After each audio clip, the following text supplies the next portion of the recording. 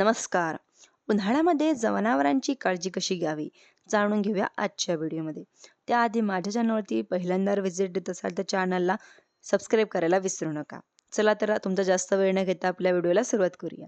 सध्या तापमान 44 ते 45 अंशापर्यंत जाऊन ठेपलेले आहे.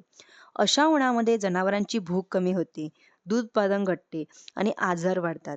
त्यामुळे शेतकऱ्यांनी जनावरांची काळजी महत्त्वपूर्ण ठरते. स्वच्छ पाणी व खेळती हवा.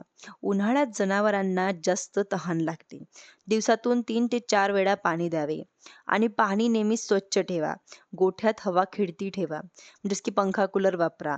दुपारचे ऊन टाळावे. म्हणजेच की सकाळ किंवा संध्याकाळीच बाहेर चारा आणण्यासाठी द्यायचा. बाहेर म्हणजेच की आणलेला चारा त्यांना द्यायचा. आहारामध्ये बदल करावे लागतात जनावरांची काळजी घेण्यासाठी.